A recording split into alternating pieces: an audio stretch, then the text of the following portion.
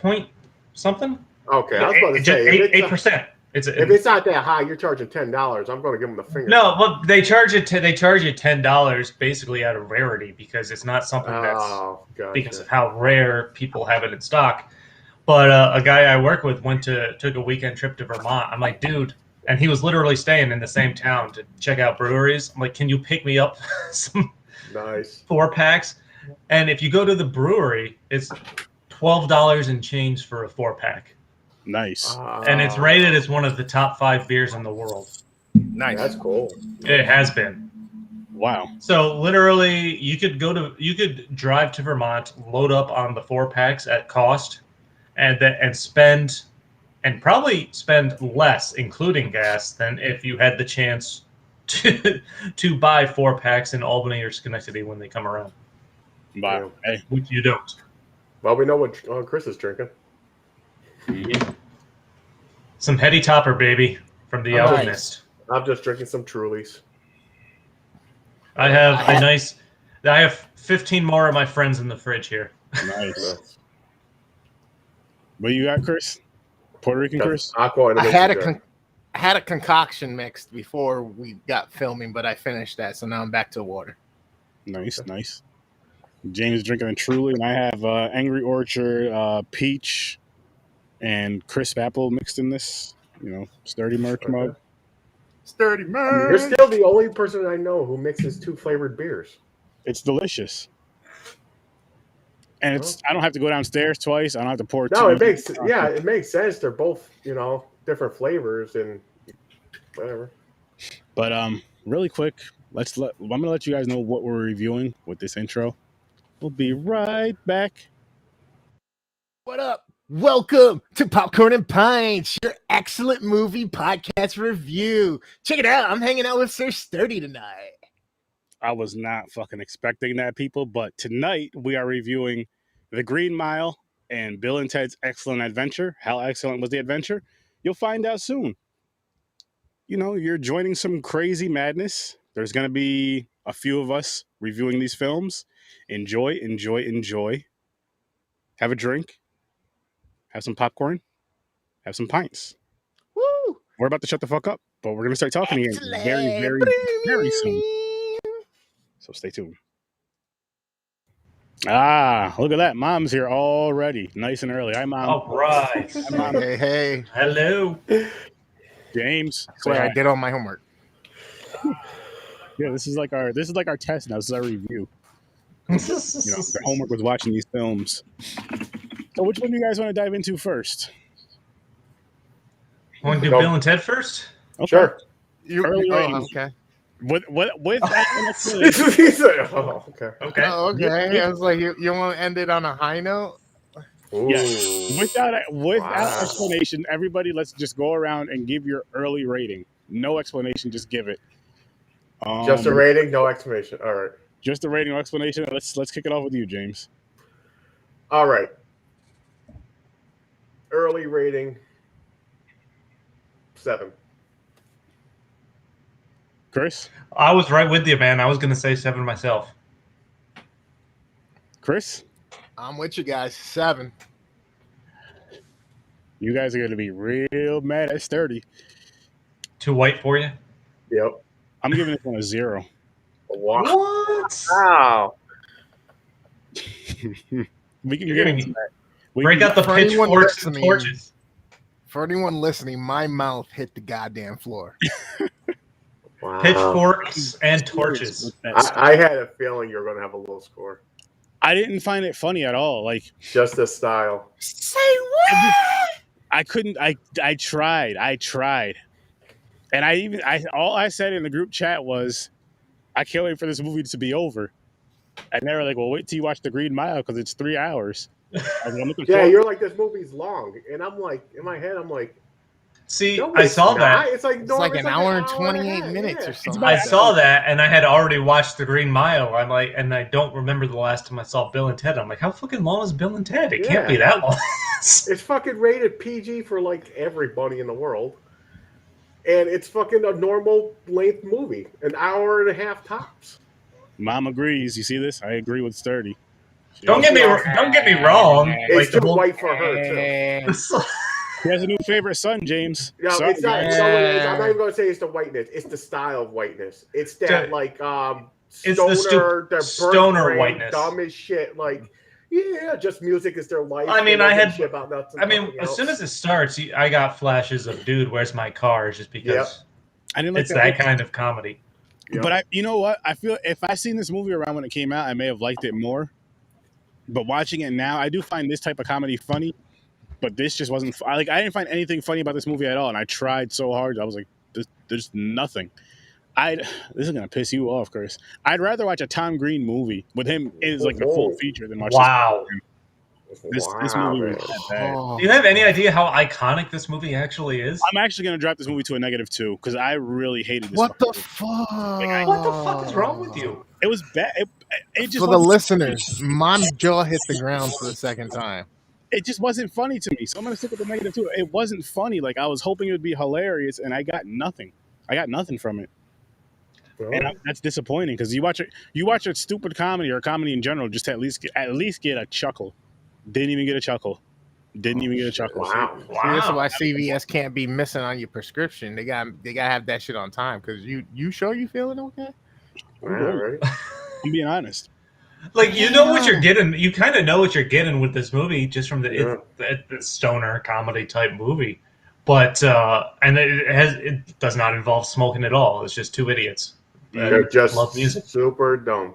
That end up curing the world from wars and everything with their music. Yeah. In the future. That was funny. This movie's literally like an 80s icon. Or not even 80s. What did it come out? Was it 80? No, it was 88. 89. Came out 89. Like it had all kinds of spin-offs. Like there was animated TV shows. There was a live action TV show. Yeah. Video game, comic books. Yeah. I mean, obviously 2 sequels. What's funny is when I went to go watch this, like the newest movie is on Hulu. Bill and Ted Face the Music. Yet. I haven't watched it. But nothing but Excellent Adventure and Bogus Journey were not. Like you had to sign on for like an extra subscription or something like that. I got them on HBO Max. Were they on there? Yeah. Yep. Both movies were actually. You guys each gave this a 7, right? Yeah. Yep. Okay. Mm-hmm. I knew what I was getting into. Like I haven't seen this in at least 20 years. I haven't. Same here. Like I was never a huge Bill and Ted fan, but I liked the movie. Yeah. I couldn't remember the story. I totally forgot that the story is basically just kidnapping. They are just traveling through time kidnapping people. Yeah, in my head, when I was trying to remember it, I was mixing up the second one, Bogus Adventure, is where the robots, the evil. I don't remember the story for Bogus Journey either. That one has death. That one has death in it, though. Yeah, death is in it, and there's like 2 evil versions of them. That's what it is. Yeah. Okay. Yeah. So I was mixing the 2 movies together, but then when I was watching this, I was like, "Oh yeah, this is when they first get it. They're going for the report. They're going back and just kidnapping all historical. It's literally a story about time travel and kidnappers. Then kidnap them, evil, Genghis Khan. Then they become friends in 2 seconds. They're like, "Oh, cool! Like, yo, you just kidnapped me." Yeah, man. Everyone's down with it. They are all down with it. Yeah. Like Billy the Kid, Socrates, Socrates, as they keep calling him, which I love. Instead of Socrates, yeah. I love the little fucking friendship. Napoleon hated it. Napoleon was hilarious. Yeah, right. In the fucking waterside world. Yeah, man. And I love the little friendship they kind of established between Billy the Kid and Socrates. That's hilarious. Yeah. Like when they go to when the mall scene towards the end, when they try to go pick up those girls at the table. Yeah, the 2 young girls that was real odd. They're like high schoolers. Oh, man. Socrates' old ass is wearing a fucking different time. They're from different times. Listen, so was he. But I forgot what silliness. It's like that silly movie. It's like definitely put in the stoner category, even though they're not smoking, they're not stoners. No. That is an interesting concept. That stoner type comedy environment without any actual smoking or reference or anything. I think it's PG. I'm sure stupidity. Yeah, they're straight up. But it's like that makes it like family friendly to an extent. Exactly. I forgot how gullible and Keanu Reeves innocent. looks. It's like an innocent stoner movie. You could say that. What always creeps me out though is in any Keanu Reeves movie is just watching him portray any kind of emotion, because he seems so emotionless in real life, or just so quiet and reserved. I'll say, like, out of the spotlight. But so when I nicest see guy ever. He is literally like the nicest guy ever from every story I've ever read. Yep. Like I saw one story not long ago. He was out riding his motorcycle because he loves motorcycles. A random person had a flat tire or something. He stopped and helped them. That's awesome. So he's literally legit like one of the nicest guys in the world. But when you do see him, or he doesn't portray any kind of real eccentric emotion of any kind. I feel like he just seems kind of deadpan. Mm-hmm. So to see him like this was weird, and of course young, because now I'm used to older Keanu Reeves. Yeah, of course, yeah. But it's just funny. Mm-hmm. I wish it was funny. I wish it was fucking funny for me, man. I swear to you. But I'm just like, I watched it. I get about 20 minutes in, maybe half hour tops. I think that's around when I text you guys like, yo, when is this going to be over? Or some shit. And I was it was so I loved that Bill's stepmom was a senior in high school when they were freshmen. Mm-hmm. that was, and I love that that's a running joke throughout the movie. Dude, that's your mom. Yeah, when they're looking at her cleavage. Yeah. He keeps calling her Missy, and she wants to be called Mom. Mm-hmm. Did you notice, like, at the police station towards the end where Napoleon's in the car and she's supposed to be watching, Napoleon's inching closer towards her when they come running out to say drive around back? Yeah, he was going to make a move on her. Yeah. Probably did really quick. That was cracking me up. But it's just... With the fact that his dad banged her in his room, like here's some money for dinner, and then takes her in his room. Just looks at him like, you already know, man. I'm sorry. Closes the door. Just shuts the door on his face. Like, and Ted's like, dude, your dad's banging your stepmom in your room. Shut up. He's like, remember when I asked her to prom? Yeah, he asked her. It's fucking crazy. Honestly, I thought because the mom was so nice to him, giving rides and everything, I thought at one, like my first scene is, I thought the mom was actually going to make a move on him. I thought that's why she was like always near him. Like, oh, you want to ride? No, but she clearly had a fling with their teacher there. She's like, send your teacher my regards when she's after she asks who's your teacher. And then says hi to him at the end when she goes into the auditorium. Just sit by him or whatever, right? Yeah. Yeah. By the way, what's up with like a giant auditorium full of 100 kids for those presentations for like a small class? Yeah, I know. That made no sense to me. I'm like, what the fuck? It's like a talent show. Why? Yeah, it was like a talent show. Like, okay, this is a single class thing. Why are you giving your report to like the whole school? I have no fucking clue. I'm trying to figure out why this movie was even. And I know I used to like this movie more when I was younger, when I first seen it. I'm sure. That was the opposite way. I used to hate Bill and Ted. I'm not gonna lie. Really? Really? I used to hate Bill and Ted. For some reason, this go around watched it, and I'm like, all right, not bad. All right. I think I was like, I think I was kind of just indifferent towards it when I was younger. I hate it. I like to play off the time travel. Yeah, the time travel. I think that's what it is, because Back in the Future and shit. It's like the time travel era. It's like I like the time travel stuff. I was like, oh, now they're in a fool. They're basically like a rip-off Doctor Who, but go traveling. You know what's? Oh, I got a fun note on that. Like, what was it? So the original. Hold on, keep talking. So. Yeah, I can't find it. And so in the original script, the time machine, the phone booth, was a 1969 Chevy van. The filmmakers thought that was too similar to Back to the Future, which came out in '85. So they changed it to the phone booth, clearly not caring about the show Doctor Who and the fact that Doctor Who travels around time in a phone booth. Except Doctor Who. When did Doctor Who start? In the 60s. 60s, man. every season, or like when they're changing the doctors, they had the doctor die and it gets reincarnated into a new doctor. Yep. So they kept it going. Right now, it's a female. It's still going. It's the longest running show on TV.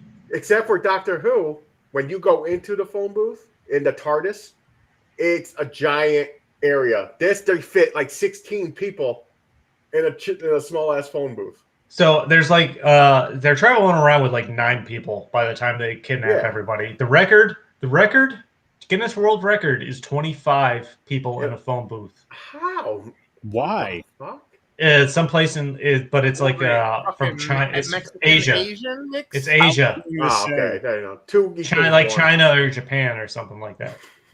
Yeah, 25. That's insane. 2 of us. But the thing is, it made me laugh because before they got all 9, they're like 4 in or something. And they're hanging out of it. They're like, oh, there's not enough room. But by the end, they're all inside it, like no problem. Mm-hmm. Oh yeah.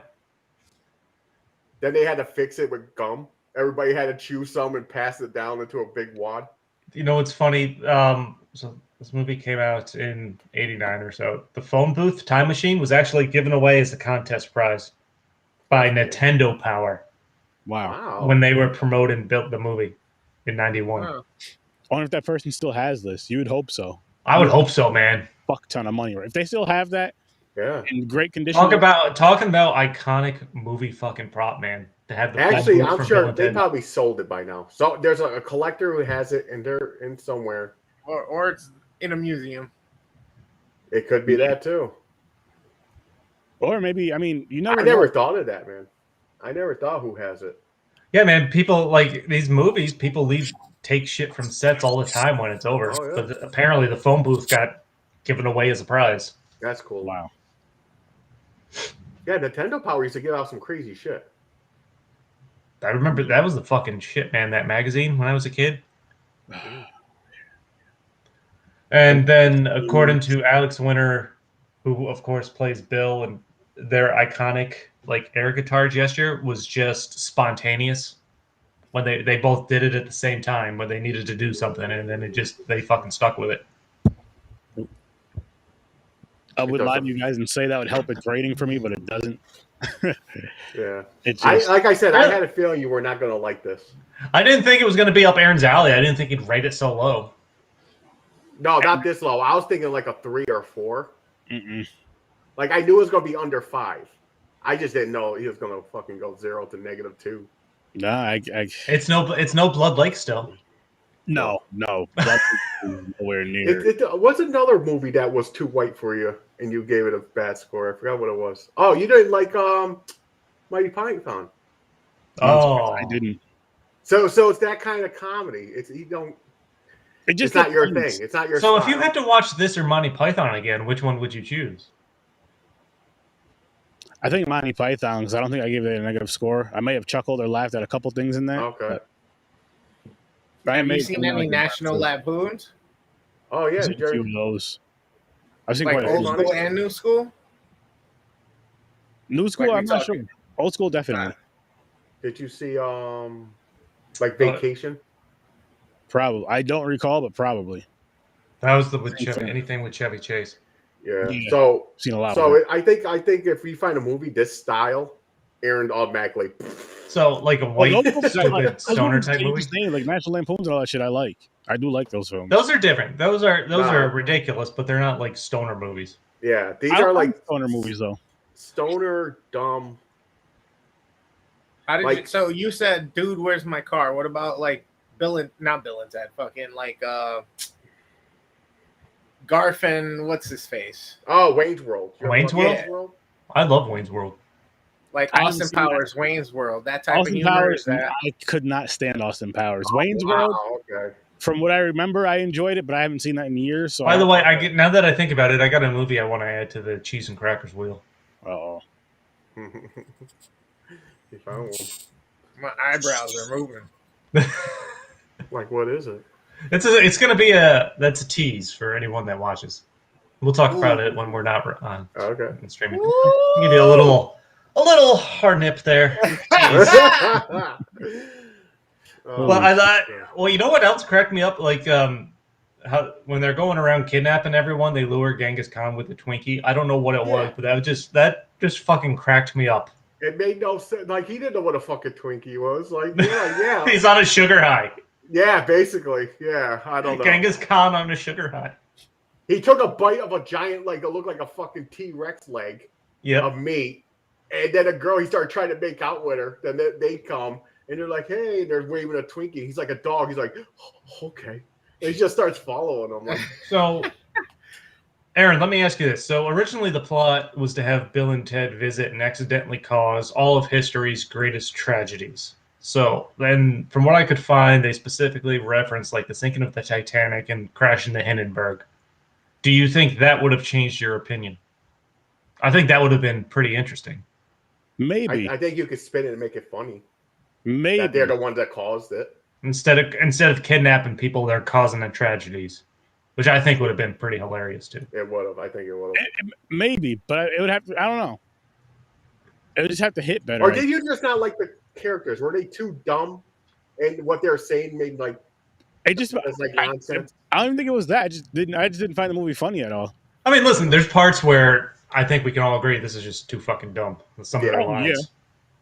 Yeah, some of the lines are ridiculous, I don't know. I think it's because... Part of me feels... Because I... watched this when I was really young, and like I said, I was into the going into the time travel shit. And this is one of the movies I remember. I'm going to tell you right now, Bogus Adventure, I like better than this one. I like Death. Death is funny. I have to go back and watch it. Like they played games with them, like in order to get like they had to play a game, and it's funny with them. Then they become friends. Like Death is like hanging on them, like they're cool. They're like, hey man, just helping out and shit. I'm like, it's weird. But the two creators, so the two guys that wrote this movie, they wrote it. They wrote the script by hand on notepaper during a series of meetings in coffee shops in 4 days. So that's how the script was. It makes sense. It looks like someone wrote this in 4 days. Yeah. I'm not gonna lie. And both actors auditioned to play the other role. Keanu Reeves and Alex Winter both auditioned to play the other character. Wow. I don't know if I can see it. I don't think it would have made a difference, honestly. I can't see it differently now that I've seen the movie. I can't imagine them as the other characters. But like George Carlin wasn't. Seeing a young George Carlin freaks me out too. It's weird that he did this because he's so known to being raunchy. And he doesn't have a single raunchy word in any of his dialogue. No. You're expecting him to say fucked up shit in this? I forgot this was rated PG. Yeah. I thought it was like PG-13, and I thought he was going to say some shit, but nothing. It's like, huh. But as I looked it up, so he was not the first choice at all. Alex Winter referred to him getting the role as like a happy accident, but Puerto Rican Chris has disappeared. He went back in time. There we go. He's in his phone booth. Yep. But Ringo Starr, Sean Connery, Roger Daltrey, and Charlie Sheen were all considered for the role of Rufus because they wanted like a more serious actor initially. And then I can see that because he didn't really do any comedy. He's a comedian, stand-up comedian. But they wanted that serious actor, but they wanted one that would, you know how with serious actors in like a comedy movie, they still say serious, but you know, it's portrayed as like a comedy. Yeah. Yeah. That's kind of what they were going for. But they ended up getting George Carlin and they loved him. Oh, he is cool. Like I used to watch his stand-up. Fucked up. So Alex Winter played the role of Bill. Sean Penn and River Phoenix both auditioned for that role. That would have been weird. Either one of them.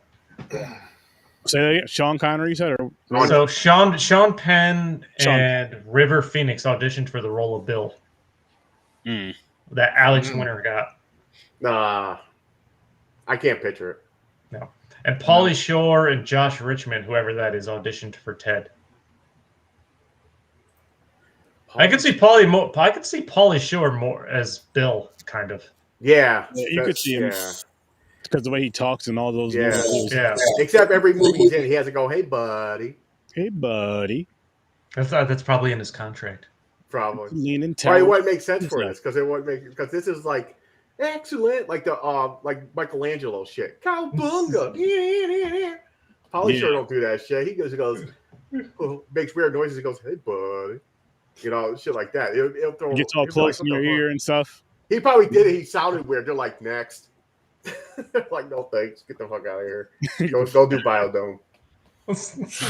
Go do Listen, man, he was a huge star in like those early. No, I honestly enjoyed those movies. He was in Biodome, Encino Man. In the Army Now. The Army Now was great. That shit was hilarious. He was in a Goofy movie. A Leaning Tower. Oh yeah, he was one of the animated voices. Yeah. Yep. I was just gonna say, was he the friend? Gilbert Godfrey. He's another one. Iago. Affleck. That fucker. Always That weird ass voice. Yeah, it's always yelling. No, I'm sorry, not Gilbert Godfrey. Bobcat. Oh, Bobcat Goldwig. Yes. Yeah. Police academies, yo. Oh, you don't do police. He married. Academy, Man, he married a smoking hot actress. Oh, sure he did. He was a police academy man. That motherfucker became like super famous. What cartoon was he in too? Did he play was the voice of like a cat or a tiger that was like a cop or something? He was Bonkers. Was that the name of it? I don't know. He was a Bobcat. That sounds familiar. Bonkers. Oh. Yeah, totally nuts. Bonkers. Come on now, you guys know Bonkers. It might be. I know can't Bonkers. remember. That's funny. But no, yeah, he became. And then one of my other favorite parts of this movie, the mall montage, basically towards the end, is where they have all the characters just running loose in the mall. Running loose, all getting in trouble. They all get in trouble. Beethoven is just going to town on those keyboards. Jamming. I thought that was hilarious. Then you had Genghis Khan finds the metal bat instead of his wooden club. It just beat the shit out of the mannequin. Yeah. And then all of a sudden he can skateboard. Yeah. He's jumping on a trampoline to flip over the security guard. It was fucking it was that part was great, It's that silliness. It's like it's just silly. It just brought me back when I first seen it. It's like back in time. And don't get me, I'm not saying it's a great movie. Like there's holes everywhere. Abraham Lincoln getting his portrait taken, and the guy thinking it's like their property, the hat and the beard. And Abraham he gets in the fist fight there before he goes running out. One of the cool little holes that they kind of fill was the loop back around when they go back in time and then come back to the same spot where they saw the other two talking. Yeah. They realize why they told him why he reminded him to find the watch. Every time traveling cartoon or movie where you go back. Who else made fun of that? Rick and Morty. Like they'll just keep popping up. Morty, don't do that. Don't. And they'll just keep coming and coming. It's like that all the time. Like you're trying to. Usually it's to fix. Like don't go there. Like shit like that. But I gotta catch up on Rick and Morty. Oh, I got 3 more episodes of the new season. But the random Napoleon scenes just of him in modern time, I thought was a fun. No, they're the entertaining parts. That was an awesome way to kind of break things up, like when they're at the bowling alley. Yeah, and they ditched him. Ditched him. Yeah, I thought that was great. Him at the water park was the best. He really enjoyed those fucking water slides. Yeah, he doesn't know what it is, and then he just fucking loves it. He's hanging out with the kids. And he went there. Hey, that's another thing. They're supposed to be dumb as rocks. They're like, if we were Napoleon, a French dude, where we want to go? And the water park is called Waterloo. Yeah, like they knew Waterloo. You're like, seriously? Well, it was from it was from when they were in the bar, or at some point. It was in the beginning of the movie. The beginning of the movie, where one of the guys was like, "I have a Waterloo card." Mm-hmm. I forgot what type of trouble they got themselves into, but he's like, I got nothing but a Waterloo card. No, I know what you're talking about. There's a Waterloo. No, but reference. the Waterloo is the Battle of Waterloo. Yeah. It's Napoleon's war. Yeah. Back in history. They didn't know that. They're dumb as shit. Well, they knew about the water slide, though, because he said I have 2 Waterloo. It's called Waterloo. That's the joke. Yeah. There's like a... Maybe you want to go to a water park. I haven't done that in years. That would be fun. This is just a... yeah, hell yeah. I don't know. It's just a fun movie, man. It is. That's all you can do. Is just it's the kind of thing where if it's on and you've been doing something of an extraneous nature, like drinking or other stuff, jerking off. It's I honestly like the second one better. Or you had a long day and just mind-altering substance of some kind. Yeah, it's just fun to. Just that stupidity. Oh, I would change the channel. I'll put it. It's also a mixture of like stupidity with where the stereotype of surfers style, like how they talk. Like, yeah, dude. Yeah. Doing this. I mean, what's funny is, and I'm watching it. If you listen to the dialogue, like, it's not like they use some big words for that you wouldn't expect stoner stupid people to use when they're just describing their day and stuff like that, and the stuff that's going on. They never, I mean, as far as intelligence, so yes, they acted stupid all the time, but they never told you if they were dumb or smart, because the only class they were failing was history. So I'm just saying, like, we don't know what they got in every other class. If they were acing them, if they're just barely passing, or well, I mean, looking at it from the one father or whatever, who was real strict, like maybe they were fucking up a lot. I don't know. No, they did. He was going to put him in military. He's basically failing everything. He said, you just sit here, you're dumb as shit. Got it. Basically. No, they were failing everything. It's just some reason their goal in life was to pass this fucking test so they could save the world in the future with their music. Nobody cares about the other 4 to 8 classes they may have that day. I was still trying to figure out, like, did that actually work out, though? What do you mean? Did they actually, like, group that back? Because I must have missed that. They get an A+ on their report, and they pass the class. Everybody was up applauding, like this is the best shit they ever seen. Okay, but did they at least explain what the hell the crisis would have been that got averted? If George Carlin's future that he lives in would not have existed, because their future is based on the music of Wild Stallions, which is the band that Bill and Ted formed. Oh yeah, they would have been separated. They would have been separated because Ted would have got shipped to military school.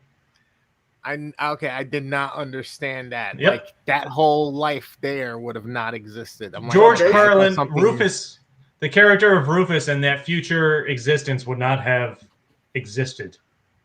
Yeah. So if Bill and Ted got separated, you know how when they were in that future, just the 3 main dudes were up on the wall and all the other. All right, it just got down to a 5. That music in the background was supposed to be them. Yep. I guess that was their music. Wild Stallions. Or Wild Stallion. I don't know if it's plural. Wild Stallions. Yeah, okay. So, yeah, that's the whole basis of it. I don't know why I totally don't know why Alex Winter was wearing like a belly shirt the entire movie, but he did. Yeah, I know, it's weird. Their whole outfits was fucking off. It was so fucking weird. And that was the style. That's not a lie either. Your hoodie tied around your fucking waist and shit. Mm-hmm. Yeah. With a vest on. Like you got a vest. Then the coat is tied around your waist. Like weird. I'm sticking with my final rating though, man. I'm sticking with the 7. I'm going to stick with the 7. I was still entertained. I'd like to name Bill S. Preston Esquire. Oh, what I had a note. The Esquire. I forgot what S stood for, but I had a note for it. I thought Esquire is when you're a fucking lawyer or something. It is. Yeah. Okay. There's no explanation as to why he calls himself Esquire, but it is. That's what it means. Okay. Yeah, I'm going to stick with a 7. So Chris went down to 5. Fix it, Aaron. Oh, I did. Okay. And you're still negative too? Yep. All right. Yep. So what you want to do? Aaron's like, please let's stop talking about this. I'm being nice. So you want to do the wheel and move on? Yes. He does. You can tell he does just by the way he's smiling. Hell yeah. I mean, y'all love the fucking wheel, don't we? I love the wheel. We could just do a show and spin the wheel. Yeah, just keep spinning it. We'll make bets what's going to land on. I'm still waiting for Howard the Duck, man. Man, it's going to land on Chick or Deadpool, at least. I wish. I want to see Aaron watch Deadpool. I want to see Deadpool myself. Can't believe you haven't. Let's go. Here we go. Cheese and crackers. What's the white spot? 80s, there? 90s again. 80s, 90s, 90s. So 80s, 90s. All right. Okay, that's fine. That's fine. Oh, is that why we got these two movies? Yeah. Yeah. Okay. 80s, 90s. Okay, let's hope for something great. Let's hope for two. I keep what's on here. I don't remember. You know I don't remember. Remember, I don't land on chick flicks. I was like, the only thing left on there is musicals. Wayne's World's on here. I bet it lands on Wayne's World. That'd be cool. We were just talking about it. Exactly. Mm-hmm. Most of these movies have some sort of comedy to them, even if they're not comedy movies. That's what I love about the 80s. Yeah. This one's not Wayne's World. Waterboy. La Bamba? La Bamba? Oh, Finally. Yeah. All right. I love this movie. Yeah, Chris. Nice. Did you put it on here? I did, I think. Either me or James put this one on here. Chris, I haven't seen it. Finally get to see this. Yeah, Both I was Chris's. telling you. La Bamba. I was just talking about this movie last week. With I already have the song in my head. Yep. Puerto Rican Chris. I got the other one too, where he's singing to Donna. While falling down. That'll be good. Figured I'll shuffle it up some more. Go for the spinny spin. So la la la la la la bamba. Richie. What have we got? Waterboy? That'll be great. Golden Child. Oh. It's gonna be Waterboy. Waterboy. It's Waterboy. It's Waterboy. Awesome. La Bamba and Waterboy. Interesting pair.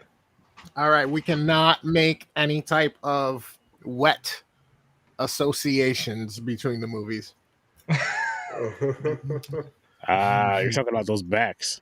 I almost say it together. Oh, man. Use your imaginations, people. You know what we're talking about. Wow. Oh, wow. Wow. Okay. Wow. So on to the Green Mile, gentlemen. On to the Green Mile. Early ratings. Again, early ratings. No explanation. Chris. I am going with...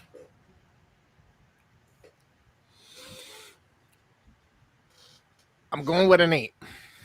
With an 8. Chris. 8 it is. I'm going with a fucking 10, man. This movie's fucking phenomenal. Okay. James. You know, I'm with Chris P. 8. Sturdy. I'm going with a 10. I'm with Chris O. He's correct. This movie was a fucking phenomenal, amazing film. It was the first time watch for me. And I know what you guys are thinking. This is a 3-hour movie. Aaron's I thought you'd seen this before. I'd never seen this. Oh shit. Okay. Oh, wow. This movie was just, I was just like, holy shit, this movie is really fucking good. It is, man. It is. Like, I'm a huge Tom Hanks fan. Always have been. Fucking Tom Hanks is probably one of my favorite actors, honestly. I will give any movie with Tom Hanks in it a chance. Yeah, even if I find I find the preview interesting. It's not that I love Tom Hanks. He's just a likable guy. So I'm willing to give him anything, anything he's in a chance. But this movie, it's 3 hours long. Doesn't feel like 3 hours. You watch it, you get engrossed in the story. It's not like it's, and this is legit all storytelling. There is no real action in this movie. This is a well fucking written story. This movie is a fucking masterpiece, in my opinion. Like, it's such a beautiful, sad story that's told. I can only imagine how good the book is. My wife has the book, so I might end up cracking that open and reading that. But one quick note about the book: I think Stephen King put it out in installments because he didn't want people jumping to the end. I like that. I respect that. Here's the thing. This is the thing that threw me off a little bit. This is it's a small, tiny reason it's not higher than an 8. Stephen King is known for horror movies, like horror stories. If this is not in that category at all. I mean, I do agree, but to play devil's advocate, James, just to play devil's advocate. Yeah, that doesn't have anything to do with it for me. If you're looking at it, I'm just saying. That doesn't bother me at all. That's what when he first came out. I get where he's coming from because he's thinking Stephen King is going to be horror, but you could think of it as like a horror thing or a fear thing if you're looking at it through what was his name? John, through John's eyes. Oh, Michael Clark Duncan. Michael Clark Duncan. Because I think he was the best actor in the whole thing. He was him and Tom Hanks are clearly the two, fucking the driving force. I'll say it's like this though, James. This is Michael. This is Tom Hanks, just under him, and then you know who's just under that is the dickhead that everybody hated, Percy or whatever. Percy, the guy who played Percy is just under those two, because he played the part so well to where my wife was saying it. She's like, every movie that I see him in now, I can't. She's like, I don't like him. I can't stand him. So you talk about it not being horror. Yes, Stephen King's known for horror, but in general, the people that know Stephen King get into his work, it's more nuanced than that. And I think the nuances in this are that Michael Clark Duncan, he has this power, but the problem is he's feeling literally the pain of the entire world. Yeah. Which is why he wants to and is willing to die. Yep. Mm-hmm. So it's more drawn out. It's not straight up horror. Like I have not read a lot of Stephen King books. The million that he has. I've only read the Dark Tower series, which is like his magnum opus is the term, I think, right? Because he's worked on it over 30 years, and there's literally parts of this Dark Tower series in every other story he's written. There is a connection to his Dark Tower story. Okay. I don't remember what it is in The Green Mile. But what was the one movie you did an episode on it, Aaron? I think like The Fog or something like that. Oh.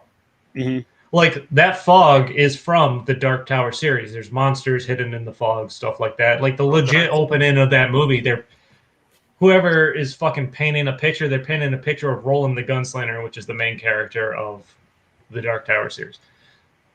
But so his storytelling is a lot more nuanced in this, but it is classic Stephen King twists when it comes to like the supernatural type stuff.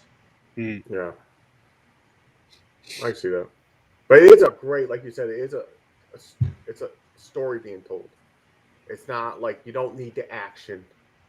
You don't. There was a couple fist fights with Percy. I would have fucking just destroyed him. I don't give a fuck who he knew.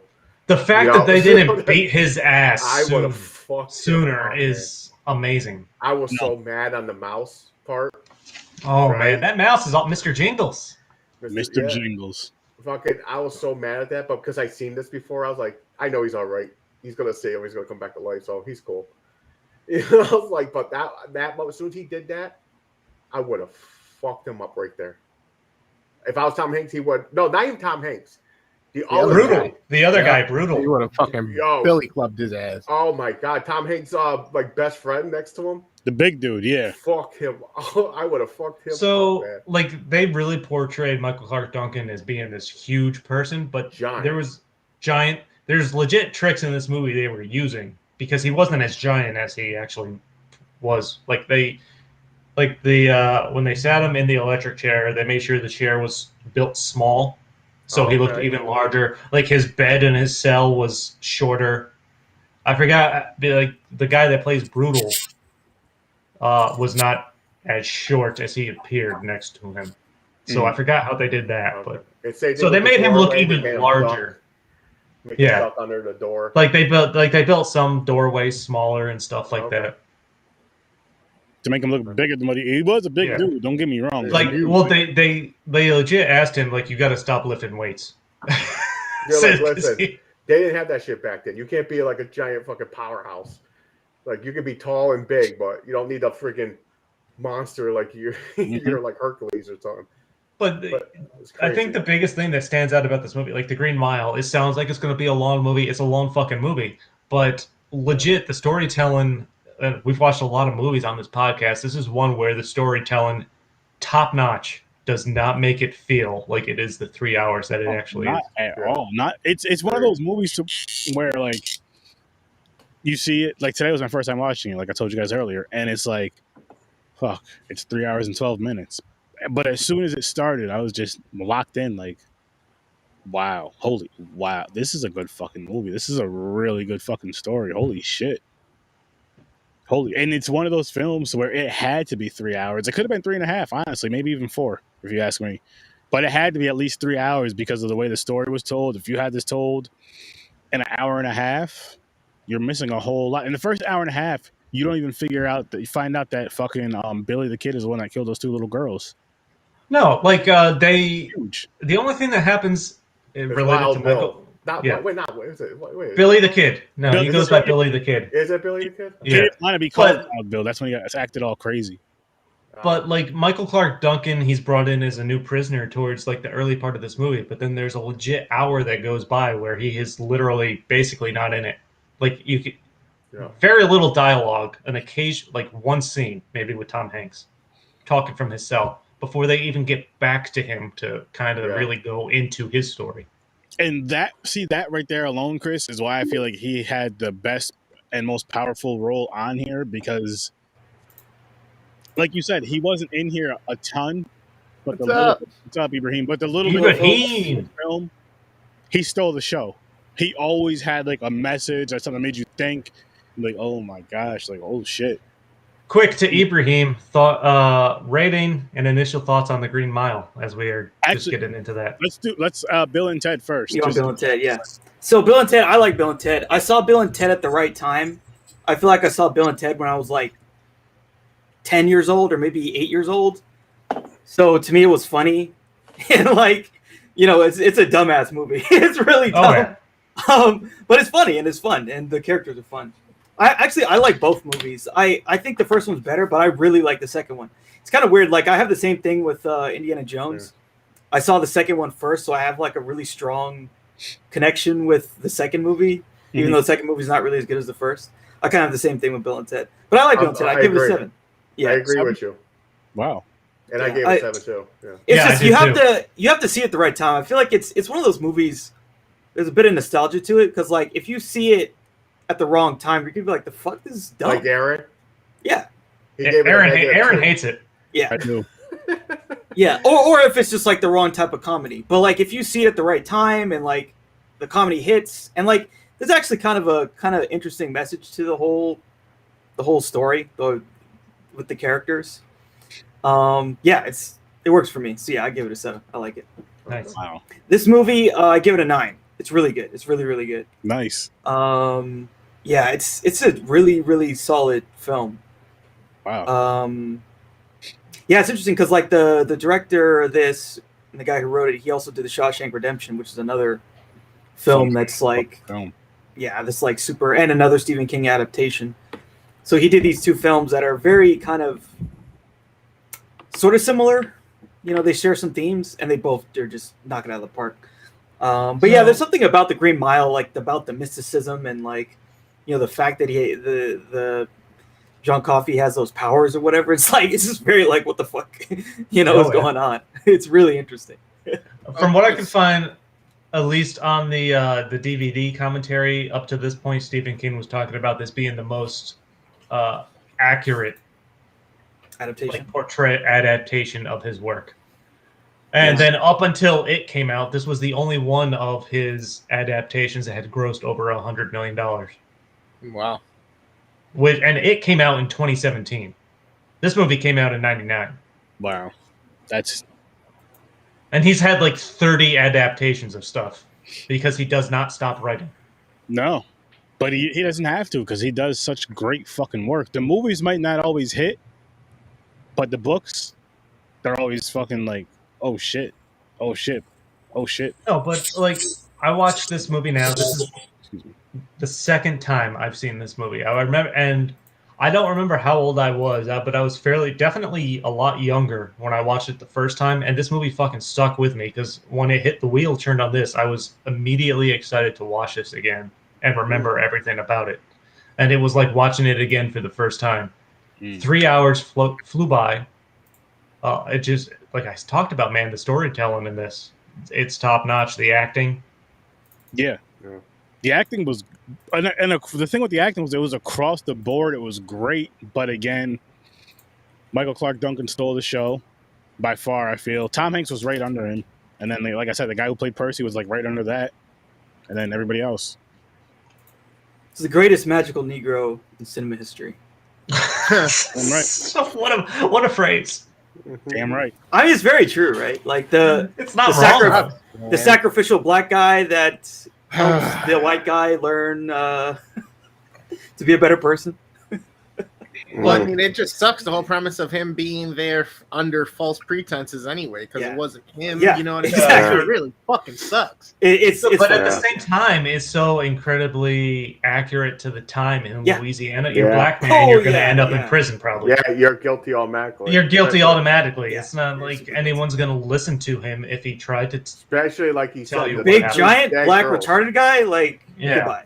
Two dead girls in his arms, him crying. And I think that works itself so well to how the story's written, because you expect that outcome for him, and so he doesn't fight it. Like, he's already carrying the weight of the world, literally, without him even really putting that directly into words. He's like, he talks about all the pain in the world, and he feels it. Mm-hmm. But so it's like it's a relief to him to get the chair. Yeah, exactly. And I like how they became like, they basically love him, like, and they're all crying at the end. Like, oh yeah, I was tearing up, man. My eyes were watering, and I knew it's not like you don't know it's coming. Yeah, you know it's coming, but it's still sad. Especially that one dude, like he wasn't even the closest to him. The one dude was over the one guy they leave behind so he can deny he had any involvement. Bawling, crying. Yeah, man. Yeah, but he was never really a dick to him either. No, they were all cool except for Percy. Percy was a fucking dick. He was a power tripping. My aunt is a governor or wherever the fuck she was. I forgot. Yeah. I kept trying to figure out what his motivation is. Is it just to see someone die? No, I think he was psychotic. He was psychotic. He wanted to see he wanted to be responsible for someone dying. And John Coffey knew it because he knew how he could feel him. He goes, he's a really bad man. Evil. He's evil. He's going to be evil in the future. That's not necessarily a surprise by the way they were portraying the character. I thought, honestly, the Wild Billy the Kid's the twist there was really good. I thought even that worked really well. Is he based on a real serial killer? He was calling himself Billy the Kid based on the historic figure. Well, yeah, I know that Billy Kid, but I'm talking about like there's a movie like where they basically a serial killer where they based like all their movies off of. I don't know. I'm not sure. What's the one the serial killer used to dance? It's the one movie naked. He put the wig on. Hannibal. I thought he was like Billy something. No, what the Wild Bill? Yeah, no, Wild Bill. That was from Hannibal, right? Yeah, that was from Silence of the Lambs. Yeah, Thank you. So that's why I thought I was like, no, it's Buffalo too far back. Buffalo Bill. Thank you. Never mind. James, here's what it is. They called Billy the Kid in this film Wild Bill, and it pissed him off, and when he started acting all crazy. Yeah, he started acting like a fucking monkey, bouncing off the crazy walls and shit, like a nut job. Yeah, that guy was insane. He just needed some Prozac or something. Then he calmed down. Then they calmed down. He calmed down. He's like, "No, don't put me in there. Don't put me there." And he calms down when they threw him in the fucking padded room. Okay, so you know who auditioned for that role? Josh Brolin auditioned for the role of Wild Bill Wharton. Oh. I think the dude they got works. Yeah. What's his Samuel? His name is Sam Rockwell. That's Sam Rockwell. Yeah, Sam Rockwell. Yes. He's great in this. Yeah. This is like he's good in everything. Like we saw him in Jesse James. He's great in Jesse James too. Yeah. And like I think he even insisted on like the pimple makeup to make on like his ass and his face and stuff like that to be more authentic or something like that. But like this film only had a $60 million budget. It made over $200 million. That's insane. That's not surprising. Like it deserves. It was a really good film. And like the biggest criticism about it was the time, but people didn't care. Like that's how good it was. No, that didn't bother me. I seen it because I'd seen it before. I forgot how long it was. I seen it. I was like 3 hours. I was like, damn. Okay. Damn. Yeah. Exactly. But I knew it was good. I was like, okay. I didn't care. I wasn't complaining. I was like, oh, 99. I said to Aaron because Aaron was complaining about Bill and Ted. It was an hour and a half. I was like, wait till you get the Green Mile. It's 3 hours. Yeah. I'll tell you guys right now, fucking Bill and Ted felt like 3 hours. This felt like an hour and a half. That's how good it was. That's how bad Bill and Ted was for me. Wow. So John Travolta was offered Tom Hanks's role. No, thank you. I'm glad he didn't. Yeah, no thanks. Shit. Nothing against John Travolta, but you're not Tom Hanks. You wouldn't be able to pull this role off. No. So Stephen Kane envisioned Tom Hanks in this role, legit. Like he basically wrote the role for Tom Hanks. If it was going to be a movie. By the way, like the thing I love about Tom Hanks is like Tom Hanks is like he's such a different person before the 90s, right? Like before the 90s, he's basically like a comedian or a comedic actor, and he goes on this insane run in the 90s where he becomes basically like America's dad. It's kind of interesting. Yeah. Like he goes from being just like a goofy dude to like this guy is America. Yeah. No, this movie was a part of it, and Saving Private Ryan. And we had talked about this right before you hopped on. Legit, I would give any movie with Tom Hanks in it. If even if I didn't know what it's about, I would watch it just to see what it was. At least I'm like, all right, I like Tom Hanks. Same here. He's got to be like the most likable person in Hollywood. He's up there. He's up there. But they've even he's not impervious. No. I'm not saying all his movies are great. Well, no, I'm talking about there are people who think that he's part of a sex cult. Oh, of course. Oh, which is insane. It's like, I mean, we all know. How the fuck do you think that Tom Hanks is like a part of some nefarious QAnon conspiracy plot? How do you? Well, did they say he was on that same island? Pizzagate. No, I don't even know. They just make this shit up. They're just like, Tom Hanks. I think I know his son is a nut job. His son Chaz. His son is crazy. His son is crazy. White Boy Summer or something. Yeah, White Boy Summer. Yeah, he's a rapper, right? Yeah, he's all kinds of shit. He's a wannabe all kinds of shit. He's like a YouTuber, TikTok fucking rapper. He's famous for being famous, right? He's like a Kardashian, basically. Yeah, basically. And he basically tells his father to fuck off. Like, I'm doing my own thing. I don't give a fuck who you are. Like, damn, man. If Tom Hanks is your father to your dad, how can I be at least half as good as you are acting? Teach me, please. No, he can't. So now he's rebelling, being a dick. Well, he never will be. He's such a bro too. It's like, how the fuck did that happen? I don't. Because like both of his parents are like super famous and super rich, and it's like Colin is his other son, right? Yeah, who's an actor. He's a solid actor. He was in a college movie, wasn't he? He was in Dexter as a serial killer. Oh, okay. I think he was in some college movie too. He's been in a number of things, man. He was in He was in Orange County with Jack Black, which I remember.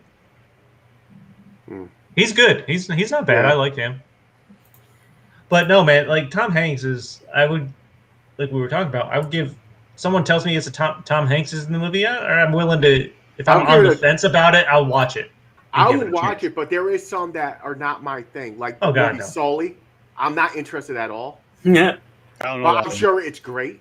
Yeah, I mean, it's that's just like it's almost like a documentary, right? Because like people, that's the Miracle on the Hudson. Yeah, that's based on a legit like true story and stuff. That's not my thing. But I would watch it. Oh, have you seen the one where it's what's his name? It's Denzel and he's like drunk. Flight something. Flight. It's called Flight. Have you seen that? Is it just Flight? Yeah, it's called Flight. No, I never seen that. Okay, so that movie he does a fucking barrel roll in the airplane. It's insane. Nice. It is fucking insane. I didn't like Polar Express, the animated thing. Those movies got really, I don't know. There's something I'm not down for the animation style in those movies. Yeah. There's just something that doesn't work. I liked his comedy style when younger. I like Big. I like Turner and Hooch. What about Big? Hooch? You've got Big is Mail. great. You've got Mail. But then he went to more serious, like this. The Sully. He became like. He evolved. He evolved. Yeah, he went on a real run. So he did A League of Their Own, Sleepless in Seattle, Philadelphia, Forrest Gump. So he won back-to-back Oscars for that. Apollo 13, Toy Story, That Thing You Do, Saving Private Ryan, You've Got Mail, Toy Story 2, The Green Mile, and they did Castaway, Road to Perdition. Oh, that was another good Catch Me If You Castaway, Can, another one. The Lady Killers. Yeah, so he did like 10 good movies in a row. So good, man. Yeah, he did like 10 good movies in a row. Yeah, no, yeah, that's true. Yeah, and you wonder why everybody knows who he is. Like everything came out was gold. Yeah, everything he did was really fucking good. For a decade, he was. It makes you think he has good judgment on scripts. Yeah, like, well, you know, I think like, I think it's partially that because like it's that, and also you choose the right person. So it's like if Steven Spielberg says, "Hey, I want you to do this movie," you do it. And he also like Robert Zemeckis, he would always do his movie. So you're saying the Green Mile, even though this whole story was great, if Tom Hanks was in it, it would be a little bit crappier. If anybody else did it, this movie would not be good.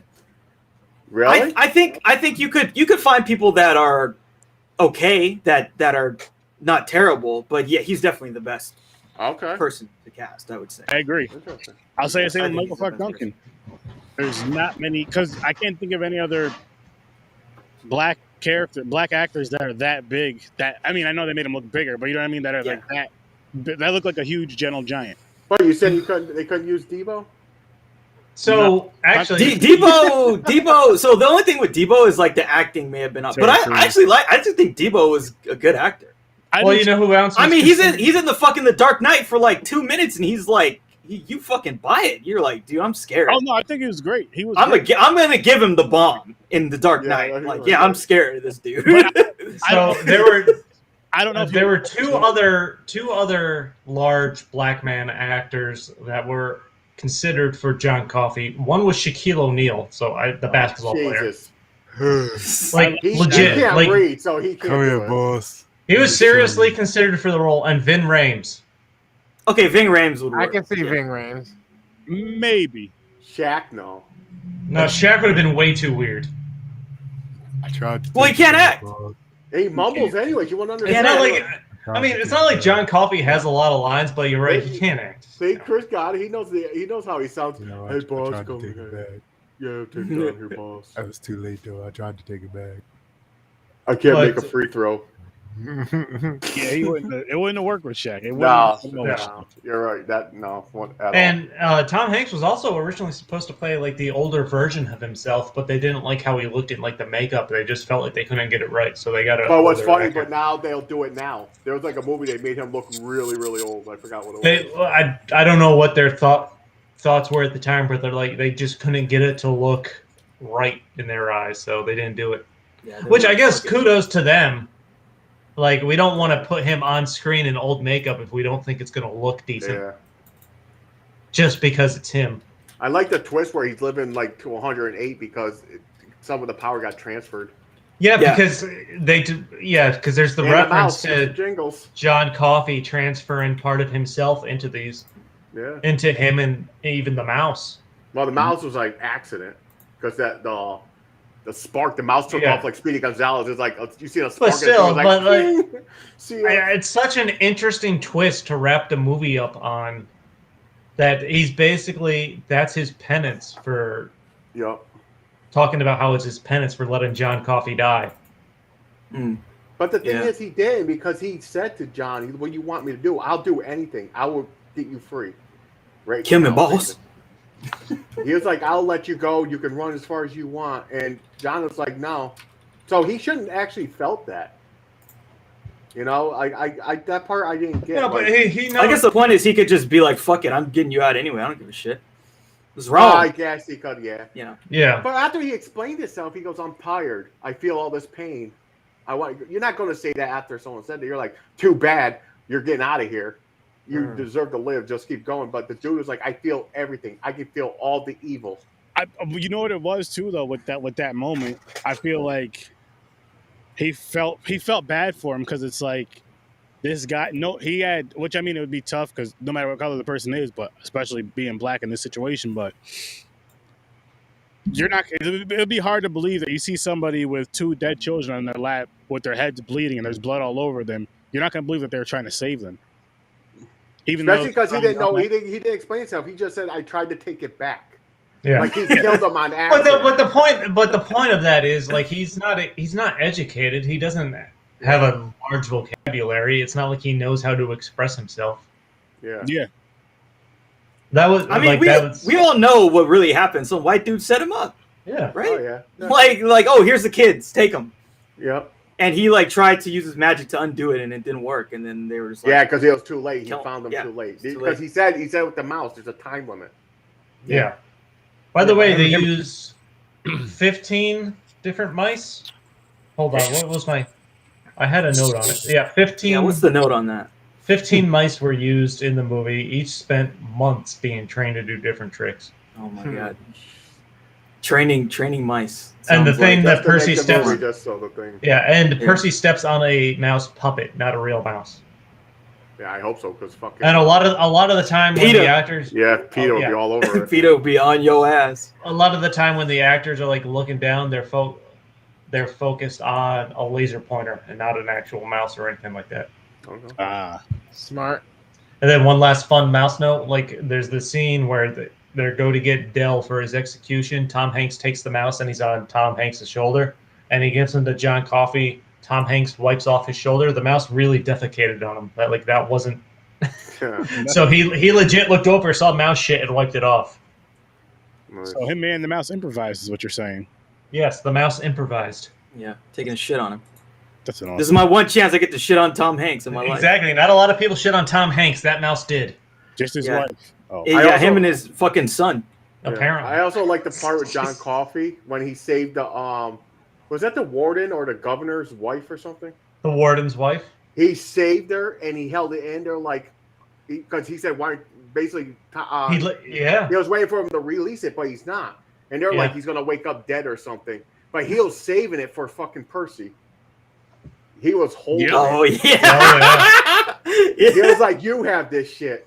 Yeah. It only made him go insane. I thought it was gonna give him the tumor and shit and cancer, but it made him like But they came out of him. It came out of him after. Yeah, like he used him, like possessed him. He was like, "Here, shoot the fucking Wild Bill. Two birds.